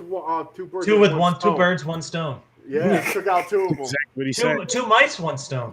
There you go. Fucking that was. So I like that part. That was. Is anyone here like really into like the Stephen King shit? Like I like the movies. And I like the movies. The books I don't read. I got ADD. Like I mentioned, I feel like I'm the same way. Like I mentioned before you hopped on, I've read the Dark Tower books, but those are the only Stephen King books I've read. No, I watched a lot. So does John Coffey have like The Shining, or is this some other kind of ability? Is this like a separate thing from The Shining? Different. The Shining, it's something different. It's like you're a beacon. You're like the Shining part. They explain it more in Doctor Sleep. It's really? You see ghosts, you waken the ghosts. Yeah. But they want their power. They ever explained like what John Coffey has? No, it's basically he's an angel. Okay. So okay, interesting. God gave so him it's like power to heal. Yeah. It's like some unique thing that's never. Yeah. It doesn't appear again in the Dark Tower. No, I don't. There's no like gift from God type reference in the Dark Tower. Interesting. You know, the one thing that comes to my mind, just like off on a Stephen King tangent. I don't know if anybody's here like watched any stuff with The Stand. Yeah. There was, I think. Well, they did a new version of a miniseries. There was an old miniseries, I think, in the 80s that they did. That's the one I seen. 90s? One. But yeah, what comes to my mind from like The Stand is like The Stand. There's that like there's basically the devil dude. Mm-hmm. And then there's that other dude who ends up killing him, who's like he's kind of like John Coffey in a way. Like he's kind of dumb and he's just like, what the fuck is this guy's point? And then in the end, he like kills the devil. I wonder if like maybe they had a similar ability. Like you mean like Percy was the devil? Sort of, yeah. What was that guy called? Like the Scarecrow Man or something like that in The Stand? I'm not sure, but fuck, I forget that dude's name. I forgot it too. Ezra Miller played him in the new one. Yeah. I'll have to find it. Because, like, it's really interesting that, like, he never goes back to this thing. Like, that makes this character, like, really unique in all of the Stephen King universe. Because there is some power that he has. And a lot of the time, he just explains it as being The Shining with other characters. Like, there's tons of other characters that have The Shining, basically. I think there's even one that's, like, Firestarter or something. And that character... Oh. Yeah, fire. I think there's Shining. some fire You can starter. set fire. Swear mind. Yeah, I think that character has like a version of The Shining. That was And like Drew you talk about Barrymore. Dr. Sleep. Yeah, the Drew Barrymore one. Yeah. And even like there's, I don't know if anyone's seen what is that? Was that Dreamcatcher? I don't know if you guys seen that movie. A long time ago. Bro, that movie is fucking weird. That movie Yeah, it is is. really weird. That is a weird one. That's really weird. But like, yeah. So it's like, so there's 4 guys and they go on a camping trip, and basically all of them got powers from this alien, and then these bad versions of his species have come to invade the planet, and one of them wants to destroy the world, basically. Of course. But like, it's interesting because like they have these abilities that are like The Shining, but I guess since it's from an alien, it's not exactly that, but it's still similar. Like some people, like they all share the same headspace. One of them, he can like find any object by like thinking about it, and then he can like create a tunnel to the object. A bunch of stuff like that. It's really interesting. But yeah, it's cool to like see like how he plays with these things, and they're all kind of similar themes, but they're unique in a way. Yeah. You know, so it's kind of cool because it's across like a whole bunch of his work. You see these different characters with these like abilities. That's his like go-to for the paranormal part. It's like it's all similar. He's like, okay. Yeah. And there's a through line, and that's like the point of the Dark Tower is like there's this through line of everything. There's a reason for why all of it manifests, and the Dark Tower kind of like explores the universality of it in his universe, basically. Okay. There's elements of the Dark Tower in everything he's ever written. Yeah. That was like his purpose and well, it's really the Dark Tower touches every story he's done in some way. So the Dark Tower is like the center, and you can connect everything to it because it runs through everything. Yep. Oh fuck! What was that guy's name? Yeah, back to the Green Mile though. This was definitely, like I said, definitely. So I'm sticking with my 10 with that film. I thought it was fucking amazing. And again, you guys know my patience isn't very well. But that is true. I was rushing. One thing I forgot, the one scene that kind of cracked me up is not even cracked me up, but I laughed a little bit. When Michael Clark Duncan grabs Tom Hanks's crotch to cure him of his bladder infection. You're like, what are you doing? I'm like, how awkward is that? As an actor. But then I came across this note that talked about how uncomfortable Michael Clark Duncan was grabbing his crotch. So Tom Hanks left the set, came back with like an empty water bottle in his crotch, and then they redid the scene, and Michael Clark Duncan was surprised and was like, okay, I can at least get through this now. And you know what made me fall, other than this movie, it's pretty awkward grabbing Tom Hanks' dick, right? Like, I would suspect anybody's dick. Yeah. In a professional manner, yes, I would expect so. But you know what other movie I love with Michael Clark Duncan? Slammin' Salmon. Have you seen the? Wait, that sounds really familiar. From the guys that made Super Troopers? I think so. Oh my god! Broken Lizard movie? I've never even heard of that. He's a retired boxing champ that opens this restaurant, and the guys that wrote Super Troopers, the actors from Super Troopers, they are the restaurant staff. So Michael Clark, and they fear Michael Clark Duncan because he's gonna punch one of them in the face by the end of the shift if they fuck something up too bad or something like that. I don't remember what the whole story was. I think I've seen pieces of it. It's hilarious, man. So it's one of the things that made me fall in love with Michael Clark Duncan because he's a great serious actor, like you see in this movie, and he's a great comedic actor. Yeah, he is. He's really funny. What was he? What was he in the ballad? What was it? What was that Ricky Bobby movie? Talladega Nights. Talladega Nights. Ballad of Ricky Bobby. Yeah, he's really funny in that. He's an awesome comedic Don't you put that evil on me, Ricky Bobby? No, needs the tough love, always crying. Like this fucker had range, man. And like the most serious scenes in this movie where he's crying. I found another note saying he was thinking about the times like his dad walked out on their family or something for like motivation. Yeah. Yeah, he's a great actor. He's really He's really amazing. And then he's like in all these Michael Bay movies. Michael Bay loved him. He was in Armageddon. He was in. That's how he got the role, by the way. He got this role because of Bruce Willis recommended him from working with Bruce Willis on Armageddon. He was in a Planet of the Apes, Sin City. Yeah, that was. Dude, I forget who it was, but some comedian made a really fucking funny joke. It was like, you can't put Michael Clark Duncan in that movie as an ape. That's just too on the nose, or something like that. Damn! Wow. I was like, damn, that's fucked up. Because you're right. I knew it was going there, and for once, it wasn't me, people. It wasn't. You can say I didn't do it. I was good today. So he's good in that movie too, though. He's really good in that movie. Yeah, he was. Dude, yeah, man, he was such a great actor, man. I mean, he died way too young. Way too young. Did you know, like, his wife was Omarosa? Yeah. He was married to her. He was married to Omarosa. What? Seriously? Omarosa, yes. You're talking about You Got Fired? Yep. Yes. Yes, he was married to her. Yes, when he died. Yes. Wow, I didn't know that. Yes. Yeah, I think there was kind of a controversy because she got all his money. Of course she does. I think she got a bunch of his money. That sounds right. Probably. Married. Very convenient. Yeah, baby. But he was great. I miss him. Yeah, hell yeah. This movie made me miss him more. I'm like, oh damn, like damn. Yeah, dude, he's just so great. Because he has such a good range of like you say, he can be funny, he can be really serious, he can just be like he has a great scene. I don't know if you guys seen The Island, this Michael Bay movie that everyone hates, which is pretty bad, but I like it.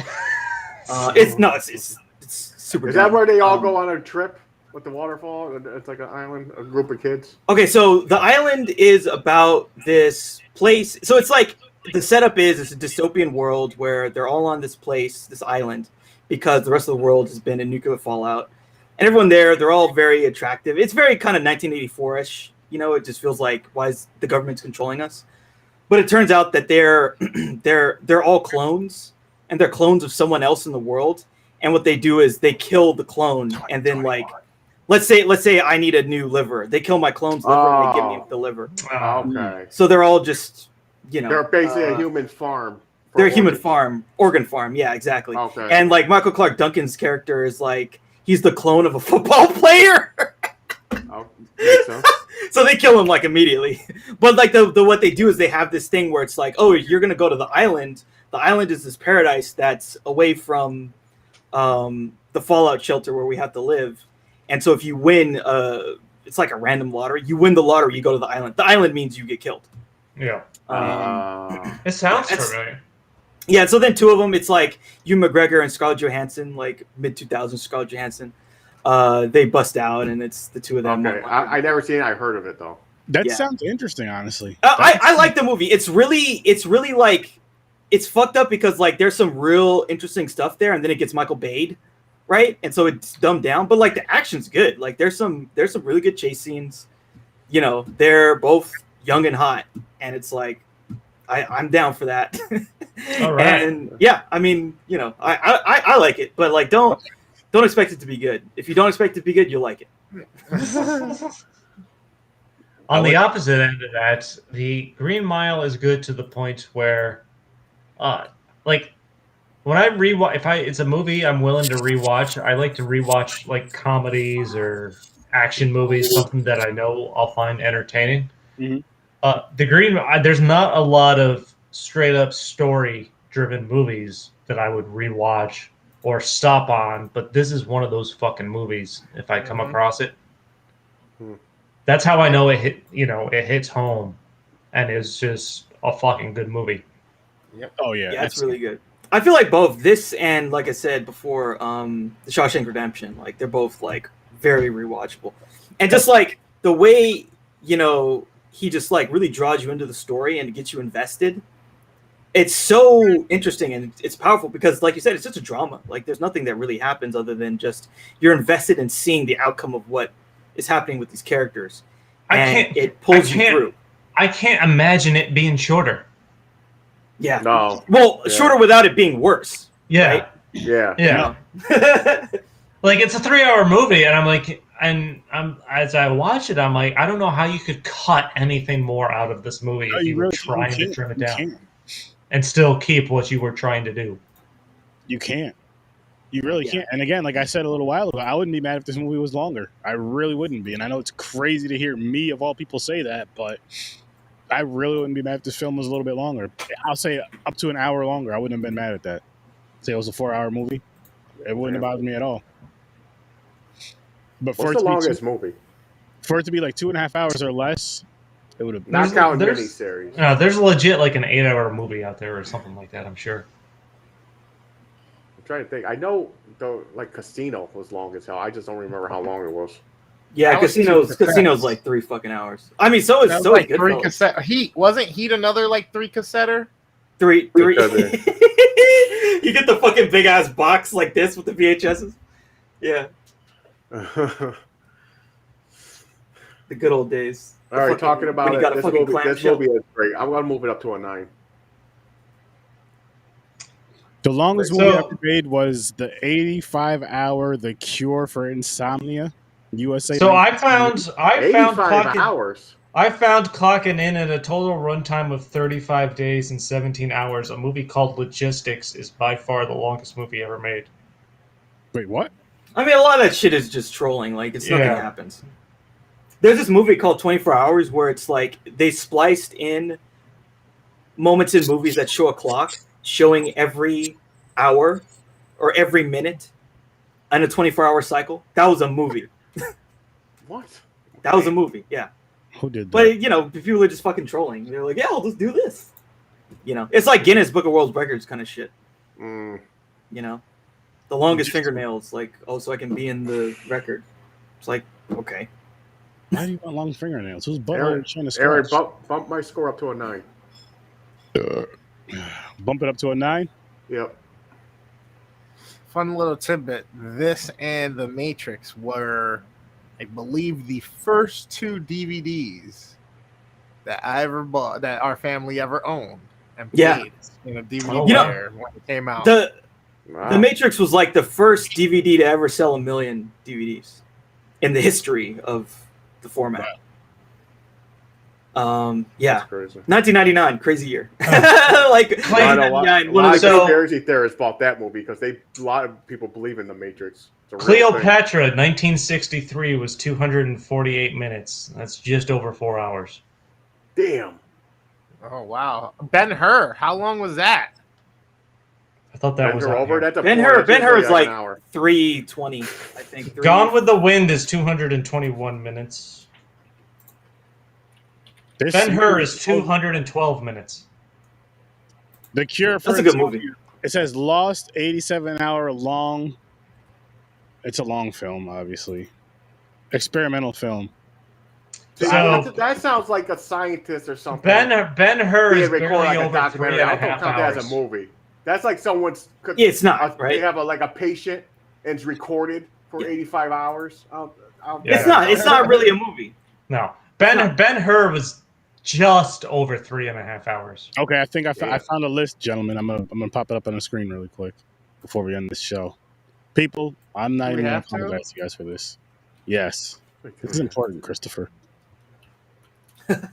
No, I mean end the show. Oh, look, 24-hour cycle. Yeah, that's the movie I was talking about. Oh no, never mind. No, that's not.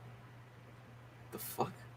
Yeah, time. That's the one. The clock. That's the one I was talking about. Yeah. But where the fuck? If you're looking for big name, The Godfather Part 2 was 200 minutes. Oh, happy 24 hours. The clock. It's just you watching the fucking clock for 24 hours. You said. No. So what they do is they take snippets of movies that show a clock, and they take snippets from movies that show every moment on a clock over the course of 24 hours. Yeah. Well, even seconds. So you'll see like the second hand going. Yeah, dude. Yeah, you're damn right. You have no idea. It's insane. Fuck that, man. What the fuck can they show you in 87 hours? That won't make you just fall asleep. Nothing. It's a guy talking about insomnia. But yeah, you know what the cure for insomnia is that, hey, you can't sleep, so you're going to watch it and you're going to blow your head off. It's this guy reading 40 pages from a poem, A Cure for Insomnia, spliced with heavy metal music. and adult Fuck clips. that. Fuck that shit. What does this mean? What is this, right? Heavy metal See, music and adult clips. like porn. That's porn. That's not a film. That's not, I don't really consider that a movie. Heavy metal? It's not. It's not a movie. It's some bullshit. Like it's No, that's not a movie. It's someone trolling to get on this list. Yeah, that was the purpose. The purpose was to get on that list, so that we had to read that shit.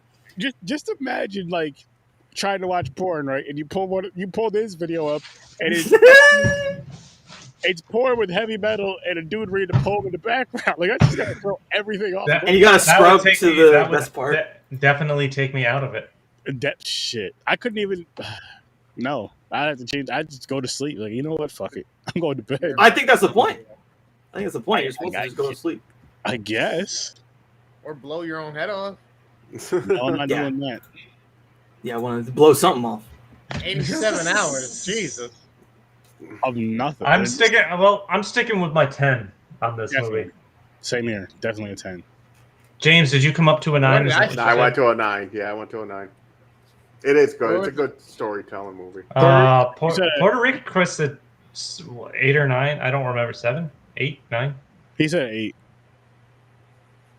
Nah, I'm bugging. I love this movie, man. It's a 10. 10. You want to do a 10? Yeah, right. He's like, I'm not gonna lie. I can't. It's You know, a 10. I gotta just be dramatic for the. Okay, here's the thing. It would be a 10 to me if it actually made me cry. I teared up, man. I teared up. I mean, it made me wet. I'm talking about from the eyes, not in the pants. Not there. Oh. Yeah. But I have a problem. It's like even though it's sad parts, I know it's gonna be sad. Like I feel the sadness. It's just I don't get that like hurt throat people say like where you're about to cry. I don't get that, and my eyes don't water. I don't cry. It's I feel the sadness. I know it's sad. I'm like, man, that's fucked up. My eyes watered, and I knew. Sitting there. Tom Hanks is holding it in. He wants to cry. He went and shook his hand. And shit, I'm like, that's sad. Even if you haven't seen this movie, you know he dies, and they basically established that pretty early. Yeah. Like at the beginning of the movie. I've seen this movie, and they established it early, and this is my second time seeing it. I still watered up at the end. Honestly, when I first seen this movie, because of how his power and everything, and they're like, they made the reference like this dude just fell out of the sky. They don't know. He has know who he is and all no that. family. I thought when he died, he was going to like glow and like turn into energy and disappear. Like it was like some kind of real Jesus story. That kind of would have been interesting. Like an angel or something, you know. But they had him die. He was like basically human. He just had a special. He just had a gift. He was gifted, yeah. With that though, James, I think it'll take away the sadness of the story, especially when the guy is telling the story. And then, was it his wife that dies? Was that his wife? Or who was it? Later on? You're talking about when he was telling... No, he was another person in the nursing home. Okay. Just a friend of his. So when his friend dies, and he goes to her funeral, and he's like, I know I'm eventually going to die, I just don't know when. Don't know when. It could be 130. Yeah, he don't know. Yeah, and it shows the mouse sleeping and all that stuff. I'm just like, that's... I thought they were going to show the mouse die right there. Like, that was his time. Yeah, man. He was like no. sleeping and breathing. I was like, ugh. But the mouse is alive, old as shit. Yep. That was a really fucking good film. That was a really. No, it was. There was a lot of storytelling, different point of views of like characters. Even the mouse. The mouse had a fucking story. Mr. Jingles, baby. Yeah, I'm like damn. Mr. Jingles. Yeah. Mr. Jingles had a story. Yep. No, it is a good film. Great film. Excellent film. It's all right. It's all right. It's all right. What's everyone's favorite movie from 1999? That's tough. Man, I have no idea. I already know what came out in 99. It's too. Okay, so there's Fight Club, there's The Matrix, those are like the biggest ones, I think. I never got into Fight Club or The Matrix. I like Fight Club, but it's not one of the top movies I love. I liked Fight Club. I did not like The Matrix. I like The Matrix. I like the action scenes. Like, I thought the bullets, like, doing the fucking Matrix. Yeah. They call it The Matrix, where he bends backwards. And I thought that shit was cool, those scenes. But, honestly, I don't know. Fuck, I'll have to have, like... What else did I think American Beauty came out that year? Although that movie... Cruel that's kind of a movie where you October can't... Sky, The Sleepy Hollow. There's So a there's lot. there's an interesting idea for American future Beauty. an interesting idea for future episodes. We just pick a year and talk about movies Yeah. that came out that year. Yeah. I don't think you can like American Beauty anymore, unfortunately. American Pie. She's all For that. no reason. Iron Giant. Yeah, Iron Giant. I am Groot. We watched American Pie. I liked American Pie. Yeah, we did. Boys don't cry. Yeah, The That's Matrix another is number one fucking for me. movie. But there's a lot of really good. I really like Fight Club too. Those are probably like I like Fight Club. my two favorites. Um, Fight Club's it's awesome. hard. It is That's another awesome. movie you can't like anymore. Unfortunately. Life, the Wood. We said you can't House like it on a anymore. Hill. You cannot. Candyman Yeah, if 3. you there was this thing on Twitter the other day, and it was like, oh yeah, big red flags if someone likes Fight Club. They literally said like if you like Fight Club, that's a red flag, and you shouldn't hang out with that person. I was A like, dollar Nick Cage I'll movie tell I you never what, heard of. really? Bringing Okay. Out the Dead. I don't know that one. Bring Out the Dead is good. Yeah. You You like saw Oh, it? how can we forget Star Wars Episode 1? Yeah, episode 1 came out yeah. that year too. Yeah. Wow, what a year! You know, It's Nick a Cage crazy will year. never retire, just to spite Aaron. Yep. 6 Cents. We're gonna have to watch Prisoners in a Ghostland. I want to see it. Yeah. I gotta watch Pig. I gotta see Pig. Pig was good. I saw 8 Pig in theaters. millimeter, The Bone Collector. Oh, Aaron's favorite Blair Witch Project came out in I 1999. fucking Yeah. hate that movie. Isn't that insane? Like Blair Witch Fucking- Project came out in 1992. What a fucking crazy! I year. walked out on that movie. I couldn't sit in the theater. I'm like, this is just I watched it. I gave it, I think, a Fair enough 6. to Aaron watch. gave that shit a 10. He loves the damn movie. really. You know what's funny? So like in this room, so like we have carpet now, but like when we first moved in here in like the year 2000 or what, it was like the late 90s. Actually there's under this carpet there is the Blair Witch symbol. Oh my god. So someone's gonna flood the fucking carpet at some point. I don't know when. And they're gonna see the fucking Blair Witch symbol. They may not even understand it, but it's still gonna be really funny because I literally did that. Wow, that's funny. They're gonna think you're What's a on the fucking picture? like Satanist. Yeah, we were part of a cult or something. Yeah, that's funny. That's something there. I could see it now. Your parents, whoever covered that was like, nope, not here. Well, they probably didn't think anything of it. They're just like, oh, okay, my whatever. God. Office Space. Yeah, Office Space was another Oh, really Office good Space one. came out in Office '99. Space was Fuck. awesome. Everything. That was Analyze This. Oh, Dick. that was a good one too. Fucking Austin Powers, Superstar, Drive What a Me year. Crazy, American I Pie, Miss The Daisy. Wild Wild West. Oh wow, that was oof. That was bad. I remember seeing that in theaters. That was cringy. I seen that in the drive-ins. Ugh. I don't remember the other movie I seen. Wild Wild West. The best thing about it was the soundtrack. Yeah. It was good, yeah. That song that he did with Cisco. with Cisco. It was Wild Wild West, wasn't it? Man on the Moon. The movie sucked though. Unfortunately, Yeah, I'm not a fan of the movie. I remember the I'm a song. Smith Yeah. fan, but Did any of you guys hear the story, the John Peter story by Kevin Smith? No, It's really no. funny. You guys should look it up. It's related to Wild Wild West because like so the guy, one of the producers on Batman in '89 was this guy John Peters who's like totally insane. He's like one of the worst producers ever, but he somehow lucked his way into like a bunch of good movies. So Kevin Smith in the '90s he was writing a version. He was writing a version of a Superman story, like a Superman dies story. And he had to work with John Peters and the guy, like he said, he went to his house and the guy, first off, the guy couldn't read. The guy was like, oh yeah, like read the script to me because he couldn't read. And then like he said he would sit on his couch and like he'd have his hands like this, like looking at it, like he was watching a movie or something in his head. And then he was like, okay, so what the movie needs is more spiders. Like Superman needs to fight a giant spider. And they're like, the fuck? Why? Like there needs to be giant spider. And then like at the end of the story, he's like, oh yeah, and then John Peters was the producer for Wild Wild West. Which is why the bad guy has a giant fucking mechanical spider. wow. Jesus Christ. I think there was drugs involved. Wow. Maybe he was super coked out from the 80s. Something, yeah. Shit, he was coked out from what he did when he was writing that script. Or I was gonna say, yeah, So damn illiterate. from 90, partying like it was 1999 because it was.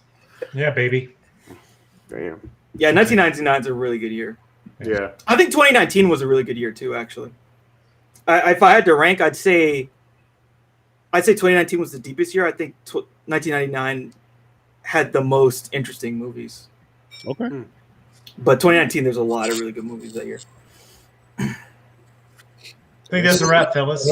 I was about to say that. Time to wrap it up. Wrap it up. Talking about totally different shit now. Get pregnant. Wrap it up. Christopher. Yo, worst damn gamer ever here, Chris P. Catch me on Twitch, Instagram, Facebook, and YouTube. We have the Devil Made Me Do It podcast as well. You can go check out, which is a serial killer podcast. Check out Any Last Words with Joe. It's kind of a horror lifestyle kind of podcast. She does movie reviews as well, cooking, bunch of different things on YouTube, Twitch, Instagram, and Facebook. So good at scary. Also, if you got your own independent film, you want us to review it, hit us up, send it to us, give us permission. We'll get it done for you on a Tuesday or Thursday with our boy. Who is he? Horror with Sir Sturdy, ladies and gentlemen. Horror with Sir Sturdy. You can catch the show live every Tuesday night and Thursday night, 9 o'clock Eastern time. We're actually doing Halloween-themed horror films through this month of October. Who would have thought? Usually I just do random shit, but I'm going to go for these next 3 months of, Halloween, Thanksgiving. Of course, Thanksgiving is going to be on there, and of course, Christmas. But so Tuesday we are doing a Caucasian classic, Hocus Pocus. Oh, motherfuckers. Seriously? Yep. So we're doing Hocus Pocus on Tuesday, and then after that we'll see what happens because I'm going to throw a wheel together. They're making a sequel. Yes, they are. And so we'll be doing that. And you guys see us now, you hear us now, you're enjoying us now. That is on Popcorn and Pints every Saturday at live 9 o'clock Eastern time. Put us in your earballs. There you go. Again, I got to fix some shit with this, which I will manana. Change the whole logo. All that's just going to be changed with Popcorn and Pints. We'll see tomorrow. Or you'll see next week, actually. Hop on over to Stories from a Bar, crack a beer, local brewery, hopefully. Check it out on Facebook, Instagram, Twitter. Also, wherever you listen to podcasts, including YouTube, and then you have Deep That's right. Focus. Put me in your mouth. There you go. Put bar in your ear and in your mouth. That's what he said. Literally, that's what he said. And then you guys, Deep Focus Cinema. I'm a little drunk. Dig deep in a film, knee deep, balls deep. You check out Deep. I think balls deep is the way to go there. Yes. You hear how Ibrahim reviews films on here? Imagine him on his other podcast reviewing films. Someone else who reviews films very similar. He redefines balls deep. And then redefines deep anal. There you go. Wow. We also have the other podcast, which I'll let Ibrahim discuss. Yeah. So we started a unpretentious podcast called the Cinematic Canon, where we do a double feature of canon like the religious canon more than canon the firing canon, but either one is good. Yeah. So we're gonna talk about two films that what are we doing? It's like Theme, I believe you said, right? Yeah, but what was the two films that we're doing? It's the ones you guys wanted. We're doing the Raid. We're doing the Raid 1 and 2 next week. The Raid is it's kind of like a Indonesian martial arts movie with some action. Wild. And so to talk about off the beaten path, that shit is way I can't off. wait for that shit. People watch the Tony Jaa shit, but this is a whole nother fucking level. So yeah, that's gonna be exciting. So tomorrow I'm actually doing a podcast for my sci-fi podcast. For Defocus Cinema, we're going to review Existence, another David Cronenberg film. I know you guys did Scanners and didn't like it. That's just because you didn't understand that it's a prequel to the X-Men. I gave it a 7. I don't know. I bumped it down to a 6. I did bump it down. Yeah, I gave it a 6. I gave it a 6. I didn't hate it. But yeah, that movie is straight up like the dude. What's his name is Magneto, and the other dude. Yeah. The other dude is he's not really Professor X. He's more like fucking Cyclops, just like a boring kind of guy who's a boring good guy. Anyway, so yeah, we're doing Existence, which is kind of another. I think it's also from 1999. So anyway, those are things that I got coming up. Check them out; they're really good. Awesome, and there you have it, people. We all got some shit going on. Check real quick. Some content out. What's coming soon? Me and my brothers. Death Nut. brothers are going to do the Death Nut Challenge. Hang on. Best name ever.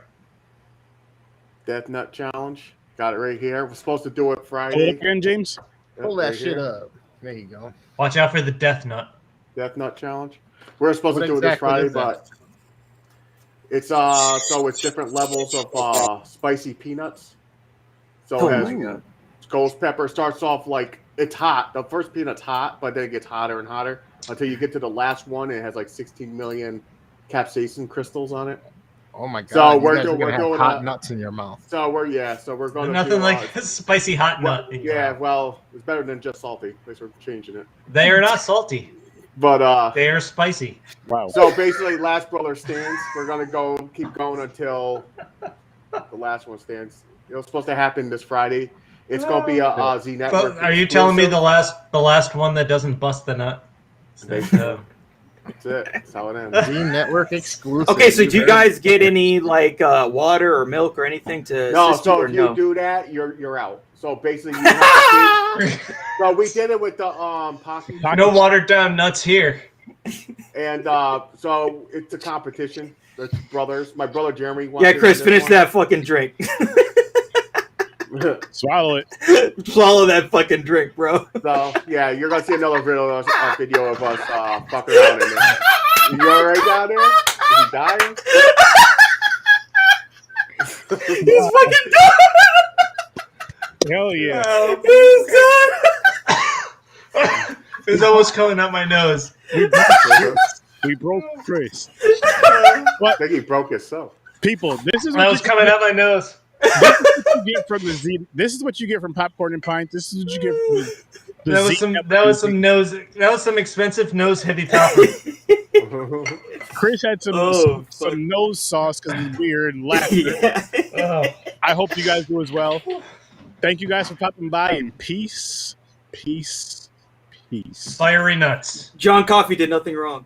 He didn't. He's a hero. Did not deserve to die. Percy's a bitch. Fuck you. Fuck person. Fire Hot nuts. nuts.